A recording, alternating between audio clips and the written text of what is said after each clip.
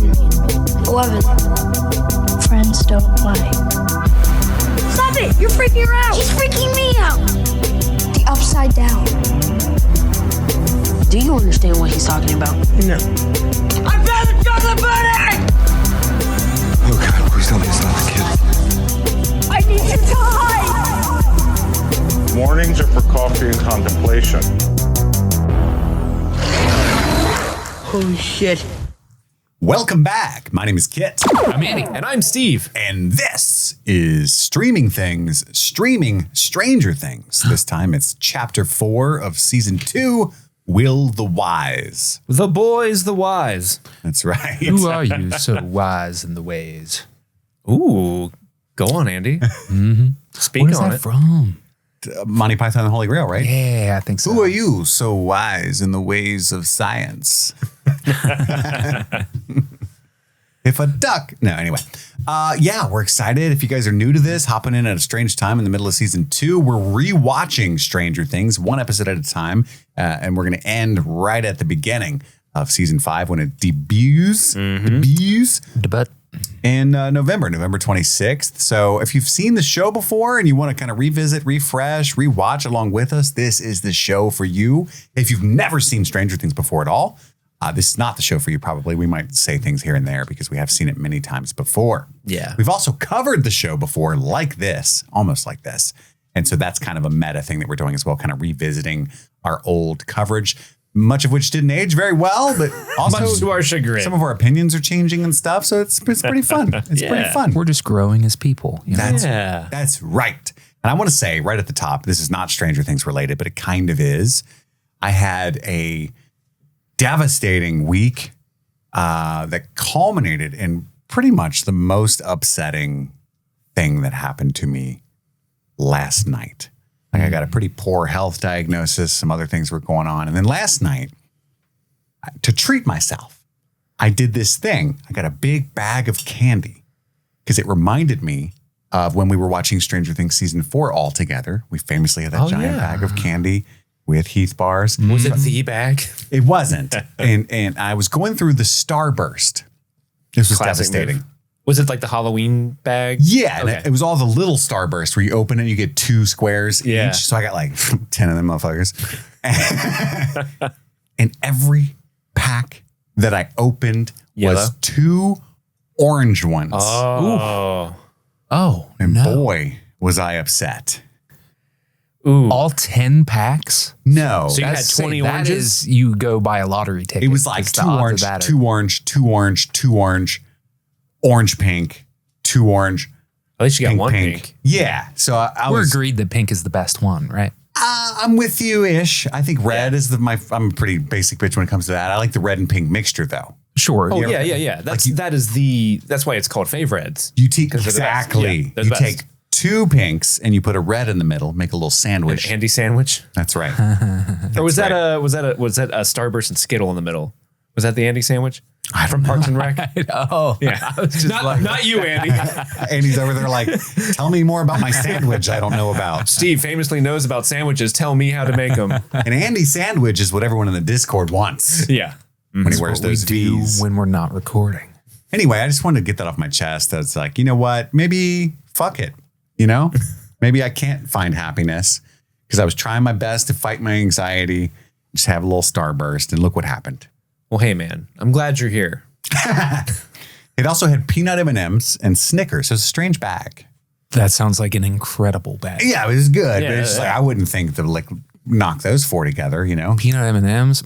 Yeah, very good. That's a good M&M. Eventually, I just got upset and went and got some peanut M&Ms and a Snickers. Hell yeah. Just, you know. And then you made a Snickers sandwich with peanut I M&Ms in stuffed the the middle. peanut M&Ms in there. It's like a weird candy turducken. Yeah. Yeah. And then because I have an autoimmune disorder and I shouldn't eat sugar, I felt terrible. It's the only thing that makes me happy, but then also makes me sad. I'm unhappy because I eat. And I eat because I'm unhappy. Anyway, that's what happened, but I did enjoy chapter 4. We're going to talk about our overall thoughts and all that stuff here shortly. But first, as you guys know, old hats will know as well, we have to start each episode with a Mad Lib. This time, Andy and Steve are going to choose all of the random words. I will mark them down. And at the end of the episode... Shepard's not allowed back. We're not calling him anymore. Shepard. Shepard. Not only is he not allowed back, we don't know where he is. Yeah, we lost contact with him. He might be dead. He hasn't been responding. Shepard. All right, which of you two jabronis wants to start us off on choosing words? I nominate Steve. I nominate me too. Steve, I need an adjective. An adjective. Briny. Andy, an exclamation. G. Willikers. Steve, a verb. I don't know why, but my brain immediately went knuckle puck from like Mighty Ducks. Is that a verb? Like to knuckle puck? Yes. Andy. Oh, sorry. An adjective. Andy, go! An adjective. Stanky. Have I used that before? I don't remember. Last time you're on. I did. Steve, noun. Grapefruit. Noun, Andy. Plum. Steve. What am I doing? Oh, I keep doing this. I need you guys to just know. Adjective. Sugary. Plural noun, Andrew. Bonnets. Verb ending in ing, Steve. Shit kicking. Andy, a verb? No, an adjective. Milky. Milky milk, milky milk, milky milky milk. Milk. Steve, a verb? Milking. No ing. Oh, milk. To milk. Stuck on milk. What does the body good? It does. Andy, a noun? Parachute. Steve, a part of the body. Heel. Plural noun, Andy. Photo shoots. There are people out there that think only one person is choosing all of these. A place, plural. Tanning salons. Animal, plural. Rhinoceroses. Rhinoceri? I don't know. Oh my God. I don't know how to spell rhinoceros. Don't either. By suiting a... Oh, I started reading. I'm a fucking idiot. Noun. Do you know how to play this game? No. I was still thinking about how to pluralize rhinoceros. A 24-karat gold labubu. Okay, but how do you... It is rhinoceroses. How do you pluralize labubu? Ooh, another good question. The plural of... There is no official or standard pluralization. So is it laboob? I'm going to say laboobies. All right, that's it. I fucked it up royally, but it's done. Yay. Now, at the end of this It episode... looks like there's an empty spot there. Am I crazy? Down at the bottom? So I see what happened here. I didn't ask you for a plural noun. That's why you said labubu. Andy, I need a plural noun. Never let me do this again. It's been a long week. I got orange starburst. Butt plugs. All right. Andy coming in hot at the very end. At the end of this episode, you will find out what we managed to create with the story titled Will the Wise's Campaign Guide. I did turn straight to that story. That was the best thing that I did. That's fire. Then it was all downhill from there. All right. Overall thoughts, guys. We got our MadLibs created. What did you two think? I almost called you jabronis again for no reason. Of Chapter 4, Will the Wise. Andy? I think that this episode has a powerhouse opening and a super duper enticing ending. Titillating, if you will. I think that Noah Schnapp is crushing this season, and it's insane to think that this kid, who is clearly the best of the child actors, just unbelievably talented little person, that he wasn't hardly in season 1. And so it's like, how do you take that? He wasn't even a main cast member, quote unquote. Yeah, that's crazy. Nuts. I think this episode's really good. It gets us into the meat of the plot. It introduces like the tunnels underneath of Hawkins. We get Will getting the Linda Blair treatment from The Exorcist. Awesome. Love it. Possession Will is the best Will. It's so fun. It's my favorite arc of this season is the shit that we get with Will. And we get like more plot stuff with like the confirmation of Dart as a baby Demogorgon growing up real fast and stuff. They grew up so fast, those kids. There's some stuff in this episode that kind of pisses me off. I think that it's insane that the lab people did not search Nancy's purse. They're like, yeah, just come on in. We're going to tell you everything. All right, bye. And that's it. Upsetting. It's just, but if that's the most... You hate to see your tax dollars at work in that way. Yeah. Like, what are we paying for here? If that's the most disbelief that I have to suspend, then it's fine. But still, in that moment, I'm like, oh, come on. Really? Like, it's upsetting.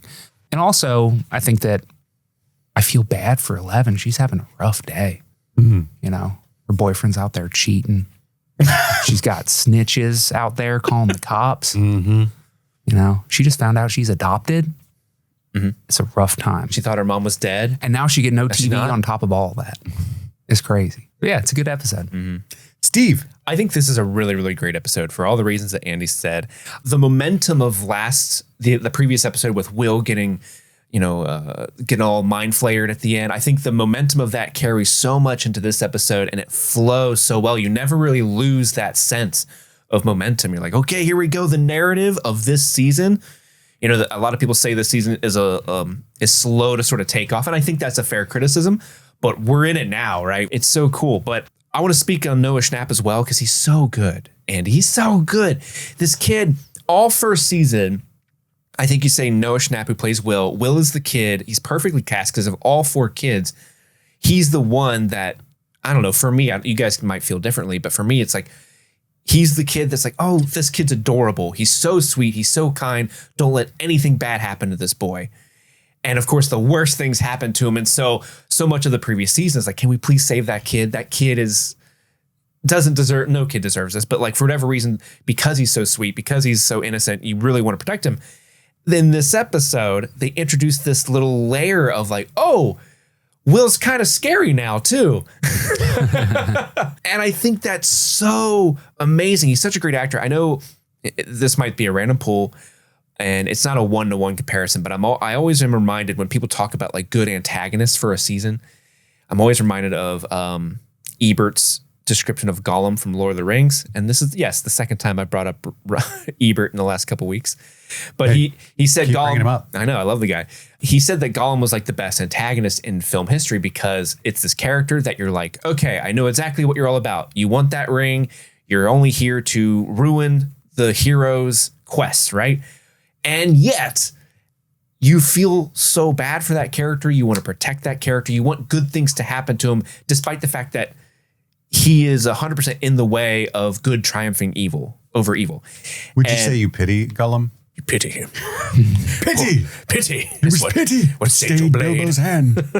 And I think they're introducing an element, again, it's not a one-to-one comparison because I don't think Will's evil, but this idea of this character that you love and want to protect also potentially being in this position where you're like, oh no, he could help the bad guy unintentionally, stuff like that. And I think it's a really great push and pull of our feelings as an audience member towards that character. And I think they're utilizing it really, really well. Also, the last thing I'll say about this episode, really, really great. I think they take some really brave choices in this episode, specifically with how they approach male figures with their daughter counterpart or young sister counterpart, specifically that argument with Hopper and 11, I think is a really good scene, but it's very hard to watch because it gets really heavy and dark and angry and it's a little uncomfortable, right? Do you feel like that scene might be a little overacted? I don't think it's overacted. No. I remember being a young kid and being yelled at by adults in a way like that, which was like probably not cool, but they... Of you, yeah. Should have been behaving better. I really should have. I should have cleaned my room. My mom shouldn't have broke those Legos. Mm-hmm. So I've seen where that happens. Then like the next day, the parents like, hey, I was probably a little too angry, got a little into my own feelings and kind of took it out on you. And that is not okay. And this scene it's complicated, right? Like you don't want this to happen ever, but I think it does if we're being honest about like how parenting goes sometimes. Like it's not an easy task. There's no manual how to do it. And sometimes humans are going to human, and let their feelings get the best of them. As long as there's no real abuse that happens, like physically, I think it's very brave of them to do this for a character like Hopper that we all know and love, to get so angry at 11 like this. And then also to have what Billy and Max's relationship is, like, I think that's wild and crazy, especially what we know how they're going to try to treat that character in later, Billy specifically, in later episodes. I don't know. It's just interesting. And I think it's a brave choice that they didn't necessarily have to make, but I think it makes the show better. I agree. I support. Yeah. Props to you, Steve. I agree with you guys. I don't think this episode is super great And I think this has been happening a lot in season 2. They're really good at entering and exiting these episodes. They like start to lose me. And then the ending of each of these is so fucking fire. And I immediately can't wait to watch the next one. So it's never a complete fumble, but I do think that season 2 is the most, we're doing a sequel, so we need to do like kind of the same thing, but bigger of all of the seasons, in the sense that like, you know, Will's drawings, the vines or the tunnels, whatever you want to call them, is very much reads to me as we need to do the Christmas lights. For sure. But like, Yeah. crazier, you know? And so that kind of like takes me out of it a little bit. It's interesting that I don't want to put words in your mouth. You didn't say you didn't like it. Spoiler alert, the telepathic tantrum, as I call it, the big fight between Hopper and 11 is my favorite part of this episode. Really? I think it's up there. It's definitely on my moments and my chocolate puddings. And I grew up in a very toxic household where this kind of thing happened like weekly. And so I don't think it's like overacted at all. I think as a child, you're like, this is the worst fucking thing ever. What do you mean I can't spend the night at Andy's house? And also, I smell your weed, and that thing you did when I was 6, that's bullshit. And by that, I mean, you didn't buy me those shoes because we're poor. But what's happening here, I also think it's interesting the way you read it, Steve, is I was reading you like you clearly thought Hopper was being like dangerously toxic or something. And it was really brave of them to show that. Whereas I don't think he's dangerously toxic. I think he is at an emotional level that you don't see adults and kids interact very often on screen, that I think isn't necessarily toxic, but it is like approaching like what one could consider that in TV and movies. It's definitely not ideal. Right. But I think he's 100% valid. Yeah. And like, if she gets caught outside, they could die. She'll die. Mm-hmm. And so he's already had a daughter die. Mm-hmm. And so he's just like, he's so frustrated because he's not using, I don't want to say empathy, but he's not looking at it from her perspective, in the sense of like, she's really stuck in this house with no 21st century technology to make that remotely cool, but also like has no friends, no outlet. You know, all she's got is this gruff cop to talk to every day. Mm-hmm. No kids, no women. Like, that's awful. And her only real window to the outside world is that TV. So that's why it's such a huge thing to her that he takes that away from her and breaks it, because that's her only way to see what happens outside of the 4 walls of the cabin. I have a lot to say about that particular punishment that's really funny to me later, but in general, I was like, I 100% would freak the fuck out. And that, you can judge me if you want, but I would be very visibly upset. Mm-hmm. But I also have trauma and anger issues, like Hopper clearly does, and so that wouldn't be the ideal way. But like, yeah, I understood how tragic and almost inevitable this argument was while watching it, you know? And it made it really sad and awesome. The music for me also just like ramped it up to 11 in a way that felt a little like artificial, I guess. I don't know. It's just like, you need to grow the hell up. And I'm like, okay, all right. They had some Nolan bass drops. Well, I think it's heightened and interesting because, first off, like a 12-year-old just like, that's why you don't understand me, you know, slamming the door, like all that stuff. Yes, I've done it. And I wasn't shocked at all by it. And then the dad being like, oh, really? Well, that's, you know, like all of that was, but it's all heightened because she has telepathic powers. Yeah. Ooh, yeah. You know? There's the potential. And so that's, I think, where the music comes in, is because she's like holding the TV with her mind. And that's what we're not used to in these arguments.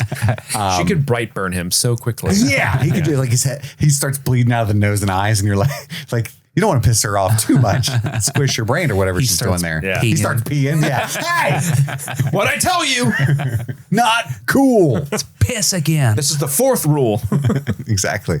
Yeah. Anyway, I'm sure we'll talk about more when we get there, but I think that was very effective and very sad and cool and understandable on both sides. And that's what you want in any conflict, is for both sides to be understandable. And that makes it more tragic. Yep. The stuff with the big hole at the end of the episode, especially the camera work, is a really cool payoff and really fun.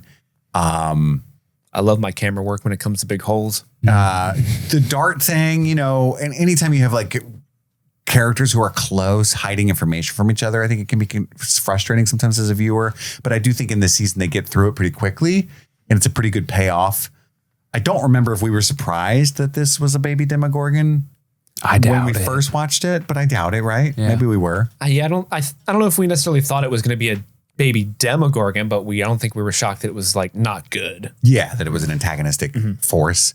But eating Mew Mew, that's kind of crazy. You know? I know, poor Muse. If it was a dog, they would have never done it. Just sort of throw that out there. Too cowardly. Cats, everybody's like, I'm over it. Yeah. That cat should have known. But as a also cat person, I'm offended by you guys being that way. Ultimately, great episode, but it's better where it ends than what it does during. You know what I'm saying? Those are our lengthy overall thoughts. We get some controversial overall thoughts, apparently. Some meat in this episode. Here we go. Let's get into the deep dive, the scene-by-scene, play-by-play recap after a quick word from one of our sponsors. And we're back with Chapter 4, Will the Wise, and Netflix describes it thusly. An ailing Will opens up to Joyce with disturbing results, while Hopper digs for the truth. 11 unearths a surprising discovery. Everybody's digging and unearthing. I like what they did there. Good words in there. Ailing. That's right. Others. The episode opens with Joyce speeding to the school. I love that visual of the speed limit sign. The kids crossing 20 miles per hour. Just flies by everybody. Yeah, it's very effective. And she gets into the school, and nowadays you can't do this. You got to have you got to show your ID. You got to press the button to the ring camera. None of this is going, at least in America, right? You got to check in. This is the 80s. She just walks right to the AV room. I'm a strange lady wandering through the school. And she quickly discovers, because everybody's still there, like either pretending to or looking for Dart. Yeah, or pretending to look for Dart, like Dustin, in Dustin's case. Think about it. When he sees Joyce, he's got that alien creature on his head. Yeah. Dart is privy to everything that happens in this scene. Like Will freaking out in the yard. Dart is ratatouilleing in Dustin's head right now. He's over there cooking a stew. I don't know why I'm doing this. What's the American equivalent of ratatouille? Like grilled cheese? I know it's like a simple dish. There's too many vegetables in ratatouille for it to be compared to grilled cheese, I feel like. God, I don't even know what ratatouille is. What are you, a Frenchman? I don't know exactly what it is, but I know there's a lot of vegetables in it. Yeah, it's just like not quite a stew, but it is just a series of vegetables in kind of a red sauce. Yeah, but okay, I'm going to push back on you, Steve, because I asked for the equivalent. And I don't mean the ingredients are the equivalent. I think that's a very childish way to look at equivalent. I'm thinking about cultural equivalent. This is a special, simple, poor person dish every child enjoyed. Apparently, that's the vibe I'm getting from the way the critic reacts. And so that's what I was thinking of when I said grilled cheese. See what I'm saying? Because that's something simple that even the poor like us could eat. That we all hamburger helper. Oh, I like that, Andy, because that's a dinner. Yeah. Or grilled cheese and tomato soup. If you want a fucking vegetable, you got a broth, a fruit. You got a bagel and soup. God damn it! No! God damn it, kid! Look what you wrought. Oliver Twist, please, sir, knock some more. Showed back up. Andy went to school at the orphanage. There's a lot of soup. There's a lot of soup people. My in favorite Discord, dish though. was the only thing they ever gave us at the orphanage. Says Andy. Y'all don't fuck with gruel. We're not going to get back into the bay. We're not going to get back into. Oh, baby, you have me at gruel. Andy's like, ooh, I loved it when they gave us 1/4 portions. Force Awakens joke. Anywhoozle, where was I at here? I got stopped immediately and went on a ratatouille rant. Joyce is in the school looking for Will. Yeah. Anyway, she's out back. This part's kind of funny because in a dark way, because like he's out there freaking out. Joyce finds him. All the kids are there, and they cut to each kid, and it briefly gets to Max, who is like, what? You know what I mean? Max, like, no idea what's going on, Yeah. but she's there, and I find that really comical in retrospect. And then we get a pretty quick title scene. It's already the title. They should have cut to Dart once. They also freaking just out. Reacting. Is he okay? In the hat. Is he okay? You got any more of that nougat? The boys are discussing if Will's issue's getting worse. Is it the true sight? And again, Max is just there like, what? What's true sight? Nothing. It's D&D. You wouldn't know you're a girl.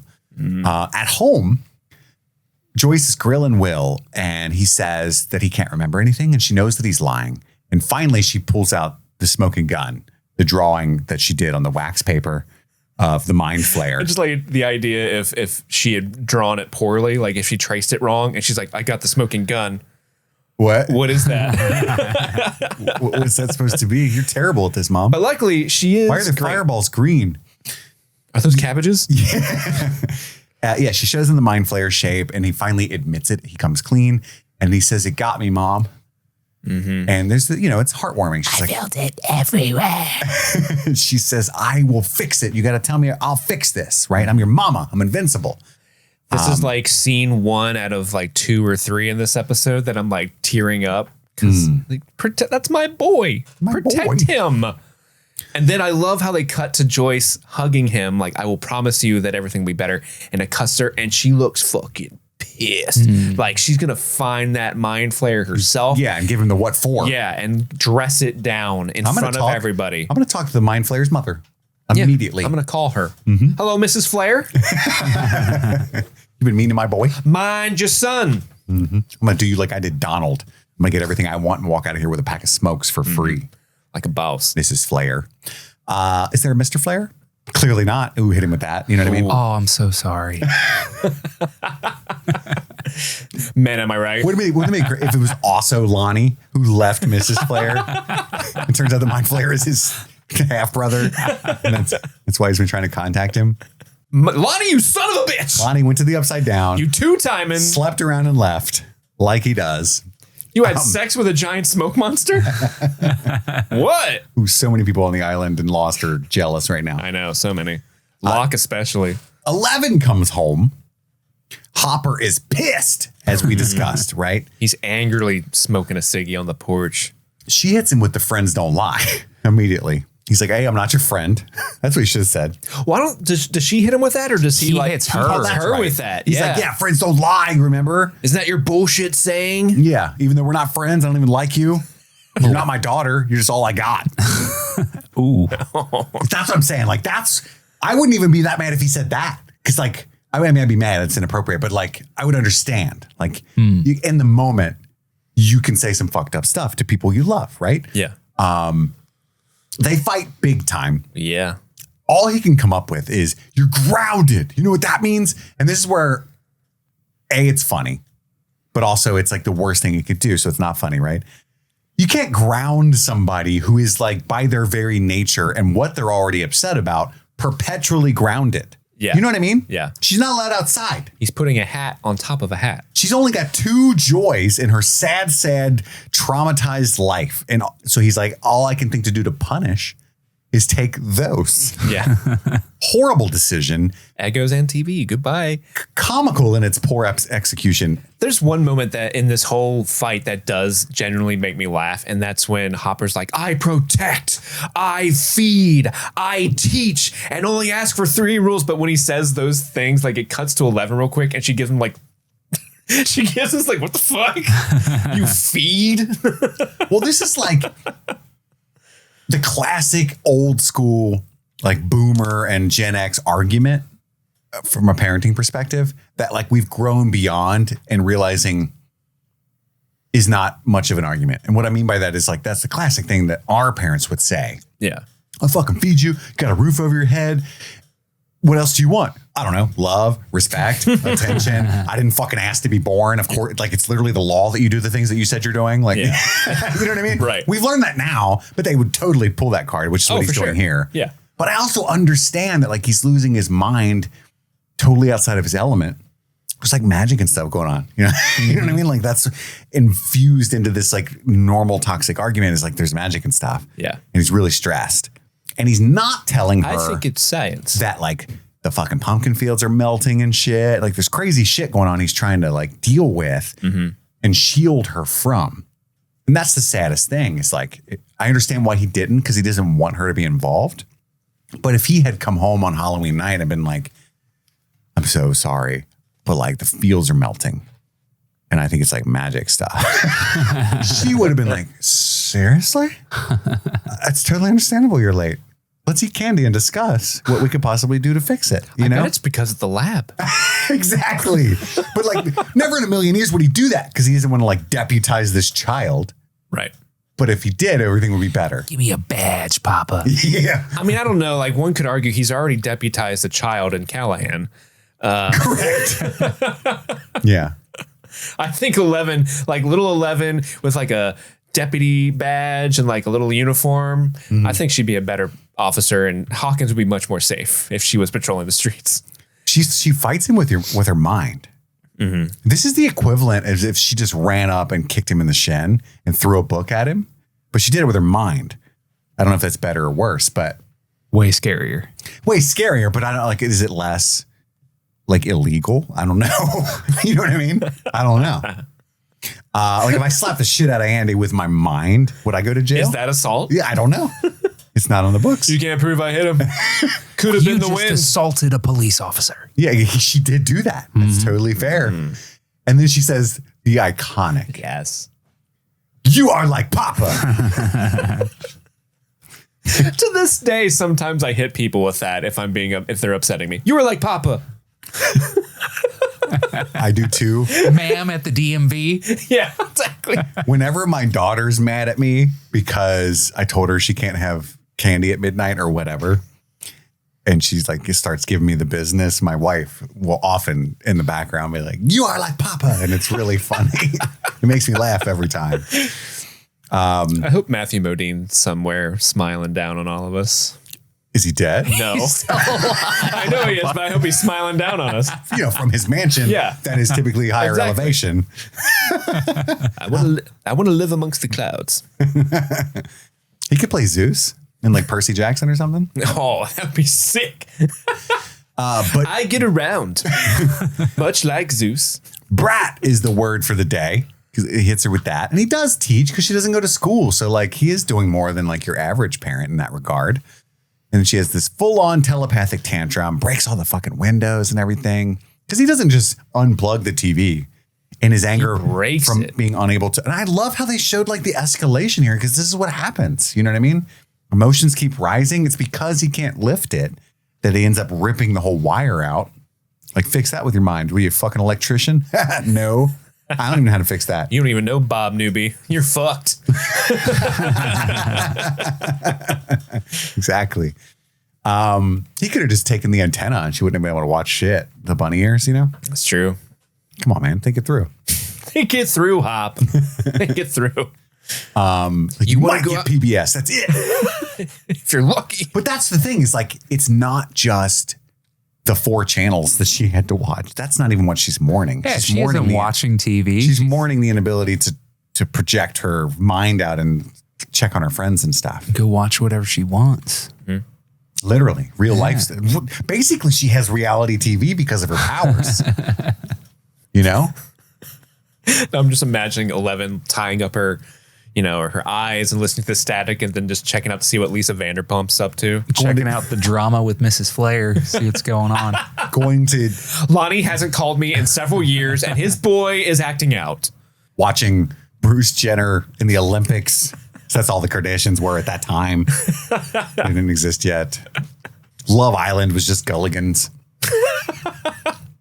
But she would watch it. But yeah, I think it's an awesome fight and very emotionally impactful to me personally. Yeah, I saw David Harbour was saying that this was one of the hardest things he's had to do for this show, at least. He said it was a really messed up day when we did that scene.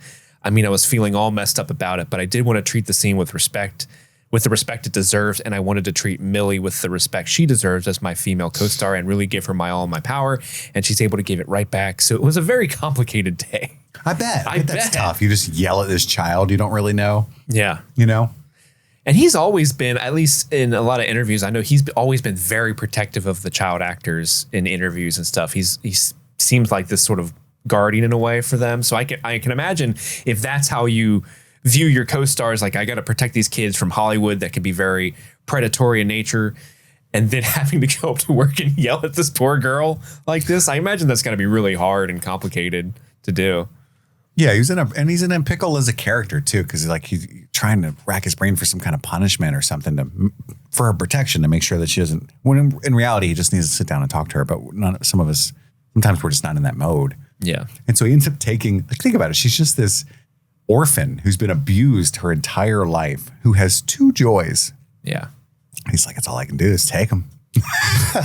You ain't get no fucking Eggos. Yeah, this cheap, horribly unnutritional snack that I allow you to eat that gives you joy, gone. Gone. Gone. Exactly. Eggo. Gone. Anyway, it's a big bad fight. And then Jonathan comes home. He sees that Joyce and Will are in bed. She clearly had decided to sleep in his room with him because he was inconsolable and wanted to be watching over him and let him get some good rest, letting him know his mommy was there. And Jonathan kind of tries to take that in, but on his mind, he's just like, well, I got to go maybe get murdered by the government. I don't know what's going to happen. This is my last time I'll ever see my family. I'm committed to this because I have a crush on Nancy. I don't remember who Barb is, but she seems really upset about it. She's really upset that her friend Bev is missing. Think about it. When you're in high school and Justice for Bev. And you got a crush on a girl and they call you and they want to do literally anything, you're like, on my way. Yep. You know what I mean? You know what I mean? Like I so identify with Jonathan here. Because if my crush, who also had a boyfriend, was like, I'm breaking up with him, I'm really mad at him, and I want to go Molotov cocktail the courthouse, I'd be like, get my boots on. I don't know what that is. Should I need a lighter. Okay. I'm coming on my way. I'm mad at whatever you're mad about. Especially him. Should we kiss? Just in case. But Nancy tells Karen and her family that she's staying the night at Stacy's. And Karen is like, okay, cool. What could go wrong? But then she goes outside and gets in Jonathan's car, which, by the way, terrible plan. Mom looks out the window. Your ruse is cooked. You know what I mean? Yeah. I know he's like a little down the street, but come on. It's like an empty cul-de-sac. Meanwhile, at the Byers, Joyce has been trying to reach Hopper, but she keeps only reaching Flo, who's not having her shit at all. Flo is over it. Remember, everybody in this town fucking hates Joyce for some reason. Yeah, we never really understood. Like, there was before anything with Will happened, there was always this like, oh, Joyce Byers. Remember how she had that aunt that had some sort of disorder? That's her fault somehow. Well, I get the impression that she grew up kind of rough, and this is a small, judgy suburban town. If she was the type to party and fall in love with Lonnie, she probably was like... She's probably a little hellion when she was a teenager. Wild, yeah. And so I think that they are like remembering that. Yeah. Like, oh, she was heavy into the psychedelics. Now she's a little... You know what I'm saying? Yeah. She Molotov the courthouse too. I couldn't think of anything crazy that my crush would call me to do. That's all I came up with. I was disappointed in myself. That was good. I mean, if you did that, that's honestly kind of badass. I never did that. I know, but if you were like, just to be clear, guys, just one time at Molotov the courthouse, like, hell yeah. Sweet. I did one time take apart a bunch of fireworks and put all of the gunpowder or whatever it is into a 2-liter bottle and blow it up outside a church. But that was just because that's where we met up. It wasn't because it was a church. But that was a guy. Several died. And we did kiss. I swear to God, that was my first kiss. You've told that story before. Yeah. My buddy Jordan. Thanks, buddy. Like, you never kissed anybody? Come here, man. Thanks, bud. Will is still feeling weird when he wakes up. He's like, I don't feel good. She takes his temperature and it's 95 degrees, I think is what I read there. Those old thermometers were, I'm glad I wasn't a parent in the 80s. It's hard enough now with like Google and all these instruments that I have one that's like, you just point it in their general direction and it's like boop and tells you their temperature. You know what I mean? Don't even have to get off the couch. Those old Mercury ones, I've been like, oh, I think you're fine. Unless she's like timing it and everything, like it doesn't beep when it's done. You know what I mean? Like there's nothing helping you here. I remember being a little kid and someone telling me that mercury was poisonous to you because it is. It is. Sure. But I remember being a little kid and when someone would give me those mercury thermometers to put in your mouth. You actually had a mercury thermometer? Yeah. It's like holding a little grenade. Like, oh my God. Yeah, I remember careful. Like you would put it in your mouth and the whole time, like I was not okay. Like I was just a little kid. Like I'm gonna close my mouth and somehow break this. Yeah, and then all the mercury is getting in my mouth. At a certain point, it's done, and then a certain point later, you die. Yeah. Wow, you guys aren't that much older than me. I assume you had mercury too, Mr. Bagels. Well, we definitely had like a thermometer like that. I don't know whether it was mercury on the inside, but yeah, had the little thingy. Well, remember, I'm the youngest of several kids, and so all the instruments were Yeah. way dated. Hand me compared to down. Yeah. So yeah, we bought this thermometer in the mid 70s. We haven't had a need to buy any more. Andy's parents still had leeches. They were Your humors are wrong. Oh, you've got a headache? Time to do some bloodletting. I've got leeches and cocaine, Andrew. This will knock it right out. My house, it was just Dimetap for everything, and that shit was delicious. Remember that grape Dimetap? Yeah, I do remember That shit slaps. I wish I could drink that now. That would cheer me up. Do you remember Flintstones vitamins? Oh, yeah. Hell yeah. Oh, yeah. Snort them bitches. I went to a party recently, and the host, one of the rules, quote unquote, of the host, you know how like if you go to a costume party, it's like you have to bring a costume? Sure. Well, he was having a childhood nostalgia party, and the rule was you had to bring a snack from when you were a kid. So a lot of people would bring like Dunkaroos, fruit by the foot, and someone actually just straight up brought Flintstones vitamins. And I thought that was the coolest move. Did you guys all eat them? Yeah. That's awesome. I was like, hell yeah, give me some of them. No. Now my liver's shutting down. I ate too many. You can have as many vitamins as you want. You just pee them out. But the minerals you got to worry about. Mm-hmm. We cut to Dustin feeds Dart some more Three Musketeers. He's got his little like, it's not an aquarium because there's no water in it. It's a terrarium. Terrarium, I think, yeah. And the gang. For Yertle, where's Yertle, by the way? He did. I know, he just like threw him aside. Yeah. Dart actually killed him several days ago. No, he couldn't. He went in his shell and Dart was like flummoxed. Just sucking on that shell with his little flower face. What do I do? What do I do? And Turtle's like, just like the hair. Somebody call an ambulance, but not for me. And Yertle pulls out a knife. What? Was he trained by Splinter? Yeah. The gang, meanwhile, at school is going through the dumpster looking for Dart still. Lucas drew the short straw and he's been digging through the dumpster. Now he stinks. He's stinky. And that would crush me, dude, because then Max, who they both have a crush on, moves to Dustin's side after calling him stinky. Yeah. Oh, I would be on watch. Start crying. Just immediately crying and punching him. Crying and punching him. This is your fault. You did this. Mr. Clark, we get this kind of like intercut montage-y thing with this like dark Mr. Clark explaining, I think, bacteria that leads into an explanation of fear. Is that what it is? I didn't love this sequence either. It felt It's interesting. It felt like we need a foreboding overlay of dialogue for the sequence to really set the mood. Mr. Clark. Don't go to Mr. Clark for anything foreboding. If you want a happy-go-lucky, wow, isn't life grand sequence, you cut to Mr. It'd be Clark. like your heart's pounding, your palms are sweating. Isn't that interesting, kids? He's supposed to guide people on curiosity voyages, and now he sounds like Willy Wonka in the tunnel. There's no way of knowing. It's like, what are you doing, bud? On this curiosity voyage, I'm actually Charon, piloting you to hell. Charon? Charon? Charon? I thought you said Sharon.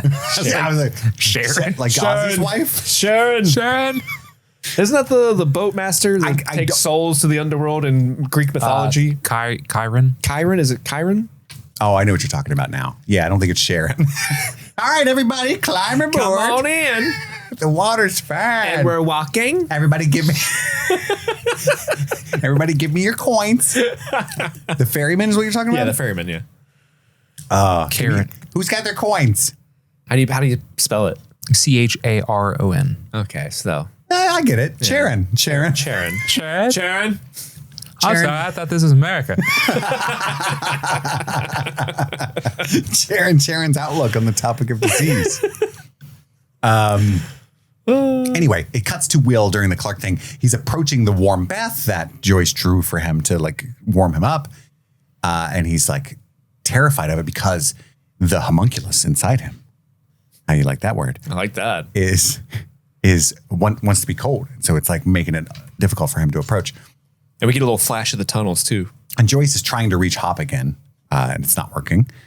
And Will says no to the bath in a like deep and scary way. Yeah. He likes it cold. That's a normal thing to say. That's scary. I get it. That is scary. If I was Joyce, I'd have been like, that's weird, right? Who's he? Hopper is poorly fixing the windows. He just like boards him up, but like not even like Lonnie did better, if I'm being honest. Well, he's also late for work. He's doing a rush job. I know, but to do what? Is he just keeping out critters? Because what are those boards? It's not going to keep out air. It's the middle. It's not going to keep out bugs. It's like almost the coldest time of the year. Like this is early November. Yeah. Hang up some blankies. Or, Someone's going to die if they live in that house. I know he doesn't have time to like, go to Jack's Glass, which probably doesn't even exist back then, to find a glazer. Probably has to go to Donald's. Yeah. To get that shit. I don't know, but those boards aren't going to do anything but keep out raccoons, maybe. And we all know that 11 can handle herself. I was going to say, heaven help the raccoon that enters that house. I'm not locked in here with you. You're locked in here with me. That's the scared raccoon noise. Anyway, 11 slams the door again, and Hopper almost apologizes. It's tragic, and it's a good lesson for all you at home. Almost apologizes. Yeah, don't actually do it. But then decides to play it tough at the last second. Last night I decided you should clean this shit up before I get home. I'm not going to get bitched out by a kid. Hey, kid, I just want to say, last night I could have kicked your ass. I was right about everything. I decided not to, but I could. I'm going to go to work and get the boys and bring them back here and take you under arrest for assaulting a cop. It would have been really funny if he'd have had like a Magneto helmet on. Hey, kid, about last night. Do your worst. I found something. Been doing research. Can't fuck with me now. He starts peeing again. Damn it. Shit. He gets to his truck outside and Flo tells him that Joyce Byers has called 8 times. Deal with her. I don't want to talk about this. So he peels out because he knows that must mean trouble. At school, dibs on skins is happening again. Dibs on skins. This is where I know I was onto something. Because like Billy calls dibs on the skins. Like he's not going to be the shirts team. He refuses. Right. He probably enters gym class without a shirt. And they're like, we're not playing basketball today. I don't know about you guys. Every day was different in gym where I come from. Oh, yeah. What if they weren't even playing basketball? What are we doing today? He just walks in, nips out, and they're doing parachute day? Yeah. I think we usually had like a theme, like for a week. Like you do basketball every day? For a week, we did like basketball, or maybe not a whole week, but like for a couple days, we would do basketball. Remember when we did line dancing? What? Oh, yeah. In gym class in elementary school, you did a line dance. That's awesome. Right? I actually think so. Yeah. Do like the electric slide and shit. Well, that Now that is, there's a lot of stuff they teach us you for all the weddings. Exactly. I was going to say, there's a lot of things in school they teach you that you're never going to use again once you graduate. But line dancing, A couple times a year, yeah, that's going to come in handy. Just down the hall from the gym, you could hear a faint wobble, baby, wobble, baby, wobble, baby. Get in there. Yeah, yeah. Get in there. Yeah, so anyway, these dibs on skinning again. And he like kind of tries to help Steve in this scene. I'm not a sport baller, but I got to say when Billy knocks Steve over, I wrote, it was really funny actually. I wrote charging actually. And he's like, your feet were moving. Plant them. Draw charge. Oh, I deleted that. Like, I don't want to embarrass myself. Maybe his feet were moving. I don't know. Honestly, for whatever reason, you explaining that just now unlocked that knowledge in me. Oh, you didn't know that was a to thing? this day, I'm like, well, he clearly fouled him. So if the person who gets knocked over is moving, it's not charging. It's their fault. Yeah. But if your feet are planted and somebody just barrels into you, that's a foul. Yeah. Which is what Billy is claiming. Billy is getting so close to the line of being somewhat cool because he's like, hey man, I'll help you up here. This is what you did wrong. But then he like at the last second, ha, dick. It's a weird scene. I think they're trying to show that there's like an element of goodness inside Billy. And then they just make him like really racist for 3 episodes and make him completely irredeemable. Yeah. You know what I mean? Yeah. Well, even this, like, there's an element of good in him. He like immediately just throws it back, like, ha, psych. No, I'm not. That's fine. He does the whole like reach out and then psych and like swoops his hair. Yeah. Shit. I read that as like his ego fighting his inner goodness, you know? But the rest of the stuff is, again, irredeemable. Yeah. Do you guys have showers like this? In gym class? I don't Yeah. think we had to shower together in gym. I don't think so. That's how it was in jail, which is understandable. But I mean, I've I did been that at places NKU's gym, and like, college gym. It's like that. If you go to a gym, Yeah. the showers are like that. Well, not but- at Planet Fitness. They're private. Oh, that's nice. Yeah, they got little curtains and everything. But the old dudes always come out fucking balls Hanging swinging. dong. Yeah, and it's like, Put their foot up. why are you even doing that, Jerry? Oh my How's god. life? Don't you have a shower at home, Jerry? I had to have told the story at one point on the pod, but well, we had showers at our school, but it wasn't this model of shower. They were like on against the wall, and they never required us to take showers after gym, except our school had a pool, and there was like a week where we went to the pool and did like pool shit. And then you would have to go into the locker room and change out of your swim trunks into your uniform. Get the chlorine off of you. Yeah, get the chlorine off you, right? And I remember, like, as a teenager, I'm so socially awkward. I definitely don't want to see anyone naked ever. I'm definitely not getting naked in front of anyone. Oh, you were a swim trunk showerer. I could see it now. Like, I would like put my towel around me and then put everything around back on that's the around play. the towel. But I remember like always like blinders up, look straight ahead, just look at the ground. And at this point, one day, I'm dressed. I'm sitting on the bench that's in the middle of the room, tying your shoes. and I'm tying my shoe. Somebody Captain Morgan's you nude. This kid, who was a little bit of an odd duck, I'll say this. Sure. He comes peed up in the urinal with his pants around his ankles. He puts his foot on the bench next to me, Captain Morganing, but he's tying his shoe. And I see out of the corner of my eye that he's tying his shoe, and he starts talking to me. And I take that as a cue of like, oh, he's good. I can look up at him and answer his question. And do not ask me why. It hit you in the face? Almost. It's one of the most confounding things that have ever happened in my life. He's tying his shoes. So he got shoes on? He's Donald ducking it with shoes. He's got a shirt, no underwear, no pants, tying his shoes with socks. And he put on his sweatpants last. And wait, commando? No, I think he had underwear, but like he did the bottom part for whatever reason. He did that part last, and I just remember vividly, like, oh, let me answer him. Why? That is crazy. What? He's like, haha, I tricked you. The order of operations there is crazy. Yeah, I've never. That was intentional. It keeps me awake to this day. That was charging. That was a foul. My feet were planted. That dude is a serial killer. If he hasn't been caught yet, he will. Yeah, that's craziness, dude. Anyway, Starship Trooper shower time's over. But before that, Tommy tells Steve that Jonathan and the princess, Nancy, have been skipping school together, haven't seen him since. And Billy's attempt at helping / digging the knife in deeper. Pretty boy like you. And that's a weird thing to say to somebody that you're antagonistic toward while naked. Pretty boy. Don't nice call him. cock. Yeah, exactly. You be all right, son. Pretty boy. It slaps him on the ass. Plenty of bitches in the sea. I'll save some for you. Somewhere beyond the sea, there's bitches waiting for Steve. Speaking of Jay Bird and Nancy, they're at the park and they're meeting someone who is late or a fake someone. I can't tell, but I think maybe there's no one coming and they set the government up, right? Because what we find out later. So are they pretending like they're meeting someone? Well, they called Mrs. Holland and said, Yeah. meet us at this park. Oh, and who didn't show up? I guess, or maybe they got there early intentionally. But their whole purpose is to get kidnapped. Yes. Yeah, that's their plan. So Yeah. it's just interesting. It's just weird that they, on the Mrs. Holland of it all, is a little interesting. Never shows up like, hey. Yeah, or she did. And she's like, well, gosh she hung darn. up and it's like, well, I'm not going to hang out with Nancy. The line at KFC was so long. Hello? Finger licking. I think I've been pranked. She's like, and Nancy's like, oh, that guy is talking to himself. And then there's this weird, it's edited kind of neat. You know, they get the duck, duck, goose paranoia of it all. They feel like they're being watched by everybody. Then they flee.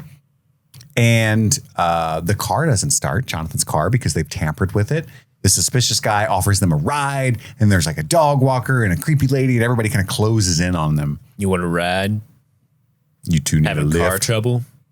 That's weird. One day I would like to sit down and really break this scene down because you're right. It's like edited interestingly. There's a lot of duck and bird metaphors happening in this scene all at once. Because Tweet, motherfucker. right. I have bird blindness. We get like, which one of these people is the goose? We're all the ducks. Who's the goose? Right? Oh, they're all the goose. Hopper shows up at the buyer's place. Finally, he said, "Sorry, I overslept. I was abusive to my adopted daughter." And Joyce, Why is your door open? It's freezing. yeah, Joyce has her house 11's freezing. probably dying. Will, yeah, I should have fixed those windows better. Will is chilling with his shirt off, likes the cold, the beast inside. He likes skins. He tells him, "I just know." It's like, it's not, I know things now, but I don't drink and know things. I just know things. And he has memories. He starts to call them now memories, which is funny. And he can't tell them what's going on, though. It's like something is preventing him from speaking. And Joyce, inspired by the Will the Wise drawing on his bulletin board, it's like, what if you didn't have to talk? Just draw it. Draw it out for me, kid. What a good mom. Yeah. What a smart lady. Sure. She's awesome. Until he starts drawing and she's like, oh, fuck. Do you want to try again with just using your words? Do you want to do the lights again? Should I hang them up with the letters? Can we do that? I need to go to Donald's and get more blue, black, and orange crayons because we are out of those. He just draws, "Are you in?" Again? The gang has a secret meeting in the AV club. Party members only. Mike takes the time to tell Max. This is offensive to her. And this is where Mike tells them about Will's shadow in the sky and everything that he knows about what's been going on with Will. And they talk about the true sight and different things. They get Dustin's advice as always about what could possibly be occurring here. And then I think it's Mike, but one of them's like, "This isn't D&D. It's real life." Like, well, yeah, but that never stopped you guys before with the metaphor. I think at one point, one of them asks, like, what do we do? And I think it's Lucas who says, "We acquire more knowledge." And I just love that little line of someone who's like so into like the D&D mindset. Like instead of like, we need to figure stuff out, we need to acquire more knowledge. It's so good. We need to roll for intellect. That's what we need to do. And Mike says we got to find Dart. He's got to be the key to all this, or at least involved in some way. He's got to be connected. And Dustin looks contrite. Shifty-eyed. He knows where Dart is. Oh, man, this is hurting Will, but I have a pet. We should already have 2 pets. Now, this is your 3rd pet. You're being real selfish, Dustin. 11 does not clean up the cabin. She's over there fiddling with the TV, and it's not until she realizes she can't fix it. She's not an electrician. That she decides she needs to start cleaning up. So she's like, it's really cool. She's like cleaning up with her mind, but also manually lifts the shelf back up and stuff like that. But in the midst of cleaning up, angrily, she finds a trap door. Oh, the worst mood to find this trap door in. Man. Usually finding a trap door can be fun. And Maybe a little So scary. exciting. I got to like, say, fun. if you're Hopper and you don't want these things discovered, don't label these boxes thusly. Got New York, got Vietnam, got Hawkins Lab, got 11, do not read. You got not porn. FBI, don't look. You know what I mean? Like, come on, man. Clearly you label the Hawkins lab box taxes. Anyone but And you're IRS good. can read. Yeah, schematics. Something like that. But no, yeah, he just labels them Hawkins Lab. Nancy and Jonathan are now locked up in the lab. I love this bit where like the camera is through this like CCTV footage. Hey, assholes. And then later we get like a over the shoulder, but the shoulder is the camera, same kind of top down angle, but it still gives them like the surveilled discomfort angle. Like it's really cool cinematography speaking. Dr. Owens comes in. He's doing the fun Paul Reiser thing, gives him the George Sarton quote. Oh, hey, what are you guys doing here? Hey, scientists, pimps fuck up. That's like basically what the quote is. I'm assuming you're behind me. I love that when he walks away. And and he's like, yeah, Barb's death, that's my bad. Yeah, we made mistakes. Yeah, hashtag justice for her, sure. However, here's the whole picture. You want to see what killed your friend? I didn't like that line because it's like they have seen literally what killed their friend more than anyone else. Like they fought it, hit it with a baseball bat, did the whole bear trap thing. But sure, I'm still impressed by the goo gate. For the metaphor that he's trying to tell them, it works. It makes sense. I suppose. Because he's trying to show them, hey, look at this crazy thing that This is what we're dealing with. We got to keep a hold on. We got to keep the secret out because if this gets out, other people, maybe the Soviets, might try to get their own goo gate. And do you think they'll be as cool as we've been about this whole thing? All the Russian barbs are cooked if that happens. I gotta stop the truth from spreading too, by whatever means necessary. And then they shoot the flamethrower. So he's saying, I will literally hit you with this flamethrower if I have to. Basically, that's what I got from it. I'll send you in there, light you up. Yeah. Shepard 2, I'm will gonna burn cook ya. you. Capiche? Hey, not Shepard. You got this? Yep. Yep. They're all named not Shepard after the incident. Will is drawing his ass off. He's cooking. He's got dozens of pages of this gobbledygook of always orange and black and blue. And Joyce realizes that the different pages connect like a puzzle. And so they start putting them all together all throughout the house. Is it a maze or a road? And Will tells them that it's everywhere killing. And Hopper connects this shape to what he's been dealing with the pumpkin fields immediately. It's vines. It's vines. He's drawing vines. There is a little bit of a suspension of disbelief because they'll get into it later, but there's a lot of scenes of them like, okay, we got this page. Where does this one go? And they're like looking around. And because it's all tunnels, it's like, that would be so fucking hard to put together. Literally impossible. Yeah, exactly. You think so? All you gotta do is connect the black lines. If he had like bits of color that goes from one page to another, then maybe you can make the pieces fit. But like theoretically, any one of those pages that is just a long black line could connect to any other one. And at what point do you say, oh, now it ends in the little point, you know? Yeah, but the thicknesses of the black lines with the particular blue and orange. See, the color helps. It's a tough puzzle. Yeah. But it's doable. So hard. I've done puzzles like that. It was very difficult. Where it's like, I guess, you know, of course it's not, you don't have the jigsaw shape that clicks satisfyingly. So it's even harder. They look like they're laying them on top of each other. So it's They're not cheating. even like a perfect page. They're cheating. They're cheating. Yeah. It's actually not the shape at all. He's over there shaking his head like they're never going to get this. I'm sure like if the mind flayer is speaking through Will, it's probably like, these idiots. Missed opportunity, I think, from the soundtrack. Because Hopper says vines. He's drawing vines. They could have cut to, I'm gonna get free. I'm gonna get free. And I would have enjoyed it. Hide it through the grapevine. Sure. You know? That's a little more on the nose than the vines, what I was going for. But CCR. yeah. But still works. I see what you're doing there. Yeah. And he was going for a time appropriate song. I see that. Yeah. Sure. Kind of thing you line dance to in the gym. That's right. As they do in Kentucky schools. Oh, it's Cotton Eye Joe Day at the gym. Oh, hell yeah. Boy, do I love it. Lucas tries to ask Max about Dustin, but she leaves without speaking. She's giving him the cold shoulder. And then she lays into him. I thought you guys wanted me in your party. We do. Did you keep secrets from Elle? How do you know about Elle? That just digs the hole deeper. Oh, I wasn't supposed to know about Elle? Well, I do. I do. Whoever that is. Know all about her. She gets in the car with Billy and he's like, who's that kid? She's like, no one. He's a faceless man. A boy is no one. And he says certain types of people that you want to stay away from. What does that mean? Yeah. What does that mean? Yeah. I don't like that, where this is going. And then she cries because he like grabs her wrist and stuff. He's borderline physically abusive with her, right? Apparently that was something that those two actors came up with. Like What do you mean? The hand grab? The hand grab. That was something the two of them worked on together before they went and shot it. It wasn't in the script or wasn't any direction that they were given. It is effective because it does do take it that. up a notch. Yeah. And Sadie Sink is incredible. And I love the cut because it cuts from Billy's Camaro. It's a great transition to Hopper's truck. And I thought that was really cool.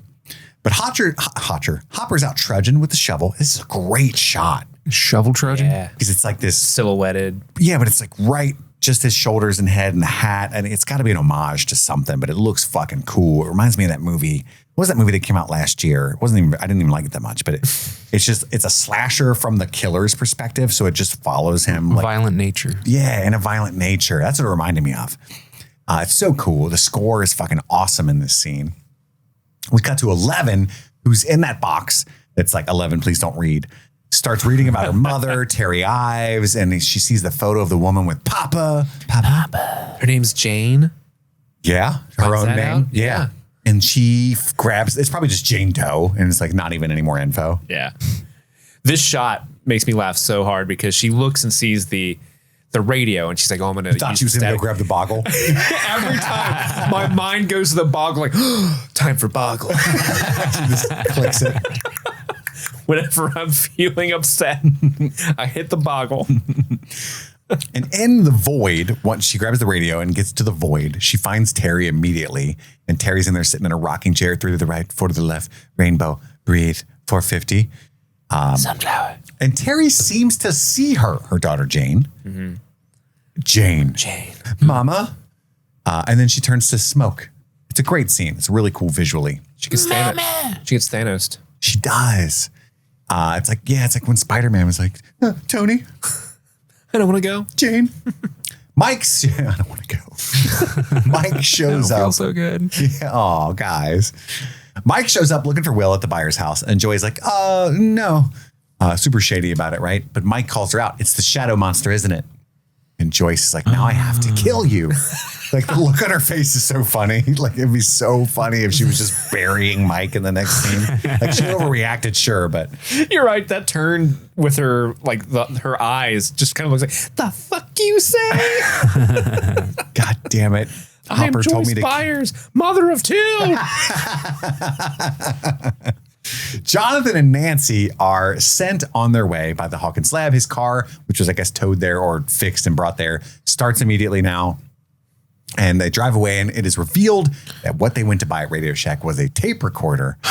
And she recorded Dr. Owens. What? They didn't search her purse. Oh, is that what you were so upset about earlier? Yeah. It's silly. You think so? Think Yeah. they would start? They're really underestimating these kids, which is fair. They're just kids, right? And they were immediately convinced that all they wanted to do was meet with Miss Holland and tell them, spill the beans. Yeah. No. I mean, it's been established they leave stones unturned. For sure. This lab, you know? And now they got the B team when it comes to cover-ups. The A team's been killed in season 1. Now they got the B team true. coming That's fair. That's true. in. I mean, that The guy Bad who's News like, Bears. you all have a great day now with my red track jacket. That guy, yeah, he's not the best of the best. he is clearly not given the old 1-2 by Hopper. No. And he, you know what I mean? He's not on his toes. So Right. that's bound to happen. I see what Andy's saying, but it doesn't bother me. Let Hopper catch him reading Anne of Green Gables. He's getting his ass whooped. And Nancy says, let's burn that lab to the ground. And there's a sign now leaving Hawkins. We've never left Hawkins before. This is craziness. This is a sequel. Oh, we have. He went to Indianapolis, but still. And we saw the Cali Caper. Fuck you. Pittsburgh. But we've never seen a lot of people leaving, like our main cast leaving the town. That's right. Except for that one time. Also, Jonathan was doing that. Yeah. I was just wrong. And Dustin's mom, is she feeding Mew Mew cereal? No, that was that Meow was- Mix. Yeah, that's Meow Was Mix. it? Okay, I thought it was like Cheerios. And it's like, no wonder Mew Mew left. Muse, come get your Cookie Crisp. It's Cookie Crisp. And Dart has busted out of his terrarium and left semen in a condom, which is extra rude. All the skin. For a second, I was like, what? I missed that part. He left a whole trail. Thanks for the F. Just a note that says, thanks for the F Shack. Dart and the boys. He's over there tearing Muse up. Dart! He hears a scary screech. There's blood everywhere. And Dart is eating Mew Mew. No. Cue Andy's Jason Mewes joke. Man. It's so terrifying. Fuck. And it's clearly a Demogorgon. It does like the flower mouth open. It's like it's staged like this reveal. That's why I was asking if we were ever surprised that it was a Demogorgon. Yeah, he's way bigger. Yeah, he grew big, and that's so upsetting. The way they animate it, like eating Muse, is just so upsetting. I don't like it. Yeah. Like that cat is good and dead, and he's literally just eating it now. Yeah. Yep. Hopper is meanwhile in that field digging a big ass hole. And That would take forever. he finally hits pay dirt. I love the little bit because when he hits that part, the captions go squelching, and I'm like, oh, he's hit squelching. Got to the squelch. And it's a bubbly hole. Some kind of liquidy sounding stuff. And it turns out when he gets down there, it's a tunnel. and it's got upside down dandruff, and it does the whole. It's so cool. I love that. Love that shit. I loved how you made the 80s synth sound like a banjo twanging. I did my best. Down, down, down, down, down, down, and the upside down. It just gets to a West Virginia riverbank. Oh no. Hopper is cooked. He's in that hole. That's all we got, though. That's the end of the episode. That's Will the Wise. And now we're going to talk about our favorite moments, Easter Eggos, all kinds of fun stuff after a brief break to hear from one of our sponsors. Hey there, Stream Fiends. August is upon us, and it's that golden hour of summer where the days are still long, the nights are still warm, and we're soaking up every last bit of the late summer magic. So whether you're headed back to school soon or clinging to the vacation of summer, we're glad you're spending some of that time with us. So before we go on with the show, we want to celebrate the legends who help keep this show going strong, our super patrons. These are the folks that support us at the $25 or more tier each month on Patreon, and their generosity fuels everything we do. So thank you, John Collins, Hannah Zito, Sun-Loving Mortal, Carrie Sink, Xander Barbarian, Daniel Pack, Phil S, Nice Guy Eddie, Deep Substrate Foliated Calcite, Jordan Garvin, Albus Stinkpot, Maddlestat, Susie Callahan, Anthony Corona, Jim E, Lady Trashley, Sean Myers, Just Liz Calabria, Brett X, E Scramo, Little Tickler, Svento 7, Jay Scramo, Bluff Pum, AK Ashley Ray, Jay Rich, Upside Down Canuck, Big Butthorn, Josh Stitch, Jer, Kaylee Sampson, Rabbit Dog in a Barbie Car, Elpander, Charlie Friday, Alexis Adler, Peaches, Emmy, Haley B, Joe Velez, Trisha Bueller, Alex G, Suzanne Road, Sean Callahan, Jadinklage Morgoon, Kalisha Reeves, Paolo Garcia, That Brenda, Aaron Armstrong, Hootie Hoo, Ashley Powers, Casey McCain, and Enza. Thank you again so much to everyone who supports us. And with that, let's get back to the episode. And we're back. We have found the chocolate pudding. This is our top 3 favorite moments of chapter 4. Andy, start us off. The ending when Hop climbs down into the tunnel. Sure. I love it so much. It's just such a cool visual to pull back, turn upside down. You're like, oh, I know what you did there. He's in the upside down right now. It's just effective cinematography. And it is such a good ending to the episode. It is the turning point. It is a, hey, now we are getting to the meat and taters of this fucking plot line. Season 2, a little slow starting out, but now we're cooking. Love it. Steve? Let them cook. My number 3 is 11 finding all the paperwork about Mama and seeing all the stuff about Terry and that photo of a young Dr. Brenner with a young Terry, and just she's putting the pieces together, you know? And I do laugh when she looks at the boggle. It does make me laugh, but you know, all that stuff and seeing Terry in the void, the in-between, it's really, really captivating. And just like when she locks eyes with her, it's like, Jane, oh, we didn't even expect that Terry might have some psychic powers as well. Telekinetic powers, whatever it is, whatever genre of mind powers she's operating in. But yeah, it's a really fun, effective scene that makes you really hyped to see where this goes. It's my number 3. It's a good choice. My number 3 is Terry in the Void.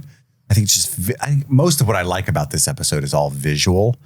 And that's just I always love the way that the void looks. And, you know, it's, again, reminiscent of Jonathan Glazer's, whatever the movie's called. But the movie with Scarlett Johansson. Under the Skin. Under the Skin. But this time it's like when she disappears into smoke and they do a bunch of like really unique different things. And it's very intriguing. And from a mystery standpoint, like the whole, you know, 3 to the left, 4 to the right, rainbow, 450. Like it's so cool. So cool. Yeah, it's going to come back somehow. Cool. Nah, I doubt it. No, she's just spitting nonsense. Yeah. Yeah, I love it. It's really, really interesting. And I put that above like the moment between stuff that's probably going to be in your alls list, but like Joyce and Will talking, all that stuff. none of the emotional stuff really worked like it should, except for one specific thing. But visually, this episode is awesome. That's my number 3. Andy? Emotionally, I think that all the work that Will does is hidden. And so my number 2 is the opening with Joyce and the boys trying to talk to Will while he's getting demo assaulted in the upside down.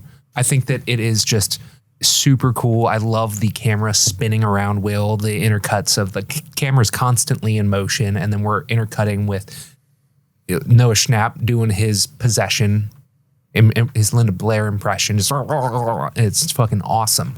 And it's just such an effective, wonderful opening. Like to cut from that to the title sequence, you're just like, oh, you sit forward. You know what I mean? Absolutely. Steve? My number 2 is Will and Joyce, the first scene they have together where it's the "It got me, Mom." That line always makes me. It's because you're slow like your daddy. Well, she was mean about it. Never would have got me. I would have run. If I turned around and said go away, it would have listened. That's okay though. That's all right. You take after Lonnie. Their acting, both of them are so great, and just the way that I don't know. It's just it's so real and powerful, and it got me. My heart breaks for that poor kid and that mom. It's my number 2. My number 2 is, I think it was Andy's number 3, the upside down tunnel camera work. When Hopper realizes that the dandruff is down there, and that's never good. And they got like blue lights hanging up and shit in the tunnels. That's not good. Uh-oh. And then just bang, bang, bang, bang, bang. That's cool. Andy, you're number 1. My number 1 is Steve's number 2. It is the sequence where Will sits and confesses to Joyce, no more secrets. It got me, Mom. And it's just really, really effective, powerful acting from this little child that is just unbelievably talented. And then Winona Ryder is Winona Ryder. She's wonderful. And yeah, it's just so, I love the writing that, I felt it everywhere. I still feel it. It's just spoopy, Spoopy. That's a throwback. Steve, your number 1? My number 1 is the Hopper and 11 fight. It's the moment that has stayed with me the most since rewatching this episode again. The one I've been thinking about the most. And I think the one that elicited the most conversation in this episode. I don't know. I think there's a lot of juice, and it's just really, really powerful acting. I think the writing's good, and it makes you a little uncomfortable. And I think that's not necessarily a bad thing, especially in a show like this, but it's definitely the biggest emotional swing that the show has made so far. And I think they knock it out of the park. I agree. That's also my number 1. I call the telepathic tantrum. I think it's it affected me as somebody who grew up in a house where people screamed at each other a lot. But also I could tell that both the performers really put everything they had into doing that justice. And again, like the fact that she has powers and stuff makes this like really upsetting, but otherwise normal occurrence into something crazy. Yeah. It adds just a whole other layer to it. Yeah. So that's why it's my number 1, which brings us to our Easter Eggos. And this is where we pull 80s property, typically references that are infused into the show. It's what the show's known for. And try to notice as many as we can. I did very poorly this time. I've got 2. Yeah, this episode does not have many Eggos. I'll call out the old school Apple logo that's in the AV room. That's super fun. It's got like the rainbow apple and stuff. Just an advert that Mr. Clark would have put up on the wall because he likes Macintosh. Steve? He's a big Apple fan. Yeah, I don't have a lot for this episode either. I did catch that when Hopper takes the TV away from 11, they were watching Cheers. It's like literally all I had other than Boggle. Oh, I'm sorry. No, I mean, he didn't do anything wrong. Tell us about Boggle. Yeah, where did Boggle show up? Fuck you guys. That was my only other one. That's the Boggle. There's a Boggle box there. Talked about it a lot. And then, there's more there's constant like alien references throughout this season for sure. And they'll come up more and more, but that's a little low hanging fruit at this point. I got nothing else. Andy, you got nothing else, right? I already said Exorcist stuff a bunch of times. Way to be a dick. Took the Cheers and the Boggle. So sorry. I did catch that Dustin also has a Ghostbusters lunchbox, which is actually a pretty cool looking lunchbox. If I'm being honest, I would take that. And then the music this episode, there's not a lot of music actually. Yeah. This is Radio Clash, played by The Clash. When Nancy and Jonathan get in the car to start their mission, he's listening to that, of course. There is Push It to the Limit by Paul Engeman. Hope I'm pronouncing that right. But that's playing when the Dibs on Skins basketball game plays. And then lastly, there is The Growing by the Hacksaw Cloak. This is a contemporary band that came out in 2011. The song did. But it's when Hopper is going to the pumpkin patch, and it's that shot that you love so much. Like it's that really heavy, like boom, boom with the guitar playing. That's what that song is. That's great stuff. We got an email, by the way. I just want to address it before I forget. This is regarding our episode 2 of season 2 coverage, but it comes in from Jonathan from the UK. Buyers? Oh. Jonathan from the UK. Oh, okay. It's British buyers. And we get a lot of great emails, but this one struck me. And he says this. Hi, guys. Talking about episode 2 of season 2. This episode explains why Hopper started leaving food in the woods for 11. And maybe this is so obvious to you guys, but it was new to me to like see it this way. And I don't think we've ever kind of explicitly brought it out and verbalized it in this way. But Hopper likely learned about 11's location when the hunter she encountered presumably reported his assault to Hawkins Police Department. And when you say it out loud, it's like, oh yeah, but like I had never really put that together that like Hopper didn't know she was out there. That hunter was like, dude, I got hit with a fucking squirrel. It was on fire. And it was like flew at my face, this piece of wood. And I think it was a little girl. And that's when he was like, oh shit, that's that girl. Right.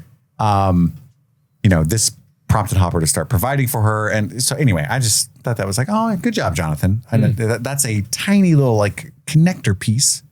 I had a whole puzzle and it was missing that one little piece.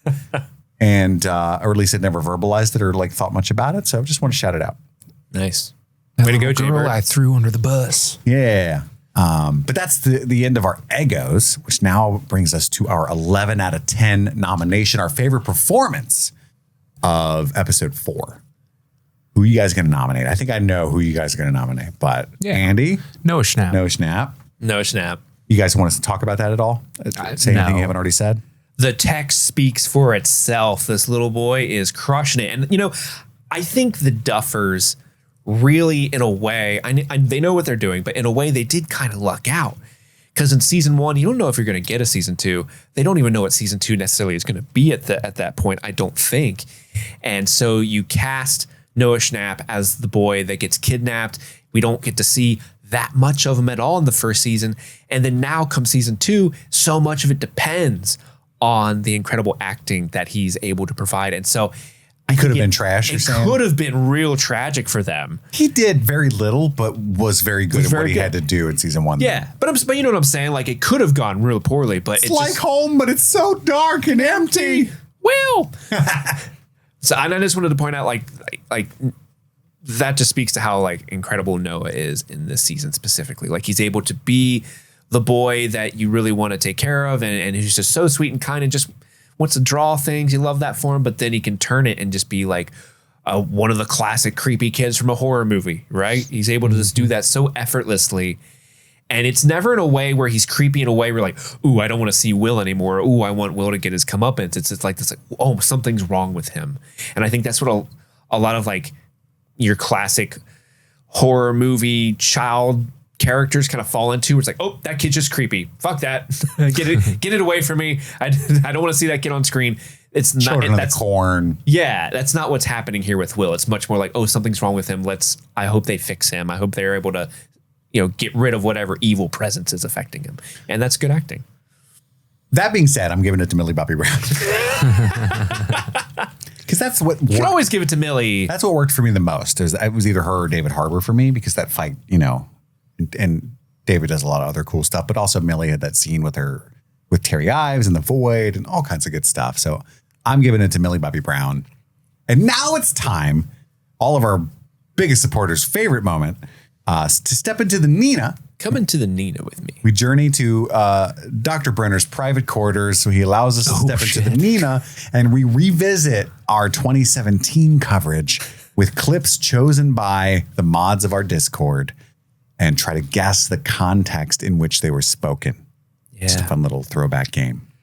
Andrew, I'm so happy that you've come back to the Nina with me. In your private chambers? In my private chambers. You'll see I've made it specially for you this week. Oh, shit. There's a fish in the Nina. I just put it in there. You can fish it out if you want. But please put it back. But please don't go. I'm tired of people in my life leaving me. This is a pay, Nina. $15, little man. Okay, you want to see what the first clip is that the mods chose this week? Yes. Here we are, clip number 1. It's a baby who's also looking intently at her. Wearing a fedora. It's Alec Baldwin as the boss baby. And he's the actual leader of the group. Yeah. Trying to get out of here, Shane. Oh, my God. What? Was there ever a baby in this episode? No, I don't. Fedora? It's a baby with a fedora. With a boss baby. I kind of want to listen to that again. Yeah. It's a baby who's also looking intently at her. Wearing a fedora. Oh, It's Alec Baldwin as the boss baby. And he's the actual leader of the group. Yeah. Trying to get out of here, Shane. it's got to be one of the kids at the park when Jaybird and Nancy are at the park doing their sting operation. We must be making a joke about one of the kids are also in on it. They're also one of the Hawkins lab. I like that. That's got to be funny. That's good. That's got to be it.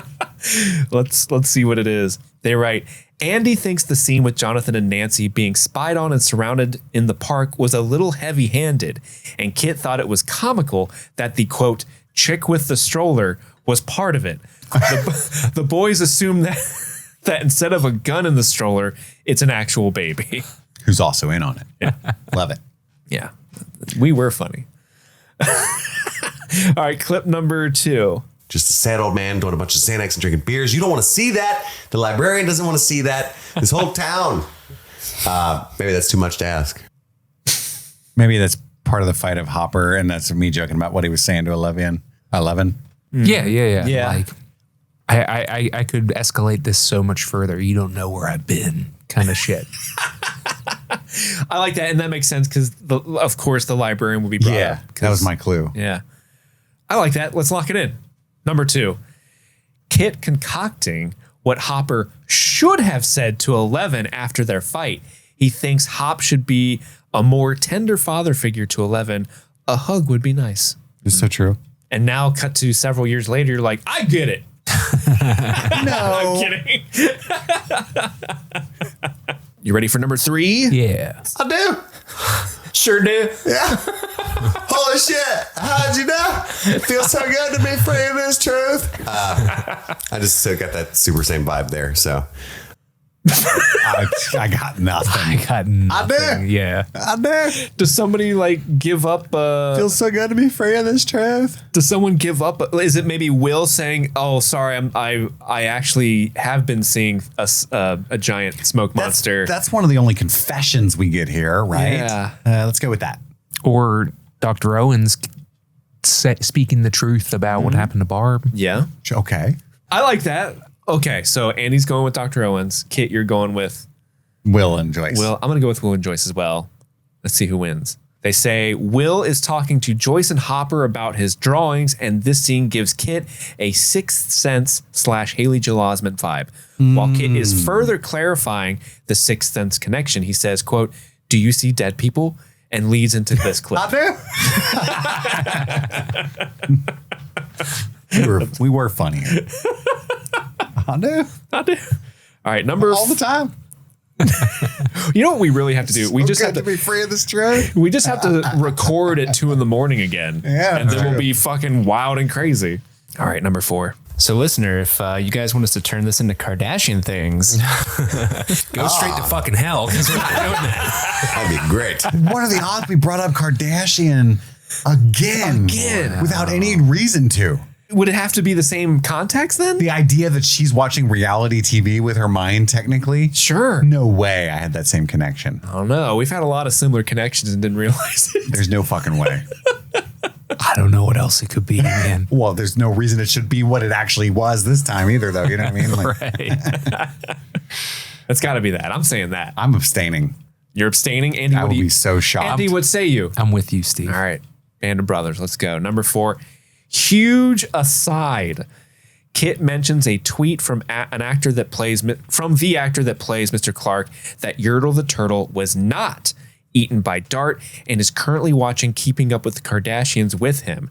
Apparently, Millie Bobby Brown is a fan of the Keeping Up with the Kardashians, and Kit says, quote, "This breaks my fucking heart." He thinks the Kardashians are a scourge on popular culture. I stand by that. And I was right that it was not the same thing. Wow. I don't even have Twitter What are anymore. the odds that like we brought him up on the same episode? That's crazy. That's nuts. For completely different reasons. And I'm glad that Mr. Clark answered the question about where is Yertle that we also asked this We this did bring episode. that up this time. Wow. Yeah. A lot of synchronicity. Yeah. That's wild. Okay, last prompt for this Nina sesh. Here we go. The Bukkake tornado. That sounds like a sex act. That's fair. Oh, you gave her the whole Bukkake tornado? Bukkake Something you can tornado. do alone. Bukkake tornado. It'd have to be the opening with Will getting Demo face fucked by the shadow monster. Yeah, but I didn't love that. So much happening now. Bukkake tornado. It has. I can't even imagine in a world where that would even make a lick of sense. Bukkake, that is what it is. It has to be. It has to be. Bukkake tornado. We were worse people in 2017. I love how you were so dumb. I'm sorry. I am dumb. No. You don't have to apologize. I get it. Let me go on. And it's called I'm calling it a Bukkake tornado. And Steve says, that sounds like a sex move. Yes. That is the joke. Yeah. It's Bukkake is half of the phrase. There's a non-0% chance that I didn't know what Bukkake was in 2017. It's like when Andy said demo face fucked, if Steve had gone, that sounds like a sex thing. Okay, we're doing the opening bit? Yeah. Okay, number 5. Oh, wow. Joyce draws a bath for Will, but Will says it's too warm and that, quote, it likes it cold.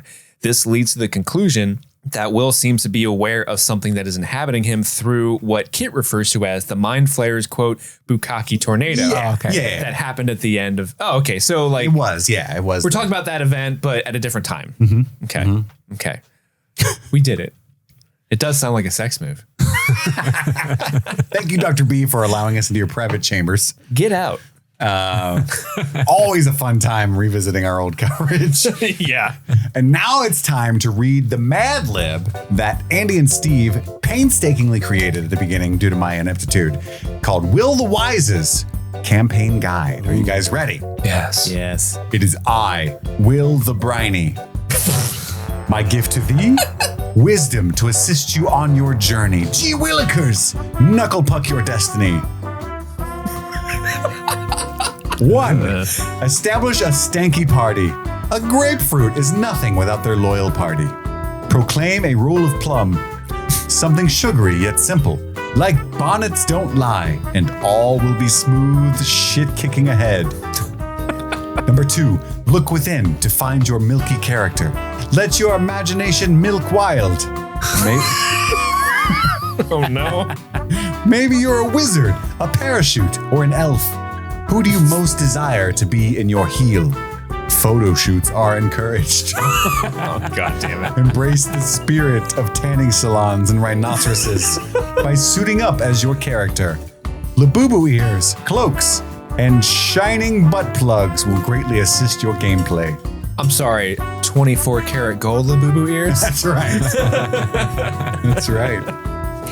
And that was Will the Wise's campaign guide. So follow those instructions carefully if you ever start a campaign. Love it. Thank you to those emailing streamingthingspod@gmail.com. On our Patreon at patreon.com/streamingthings, you get access to our complete Game of Thrones coverage, 2 extra bonus movies monthly, typically, not during the Stranger Things coverage. All kinds of extra stuff. Arcane, Midnight Mass, good stuff over there. So thank you to everybody who supports us there. And keep listening for episode 5 of Stranger Things coverage.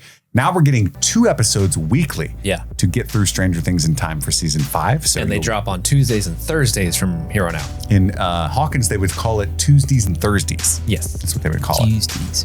That's all the time we've got for right now. However, we've got to return some videotapes. My name is Kit. I'm Andy. And I'm Steve. And this was Streaming Things, streaming Stranger Things.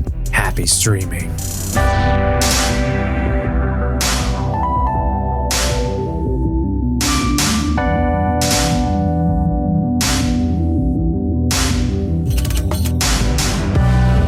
Did you skip a scene? We skipped I? the big fight. Why would I skip that? I'm about to just leave. You want a crispy Diet Coke? I Fridge do. Ciggy? Here you go, buddy. Is he cold? Yeah. Okay. I like how go. beggars can be choosers. Yeah. It's cold. I hate myself. Can I get ice? Oh, it's not cherry, but thank you.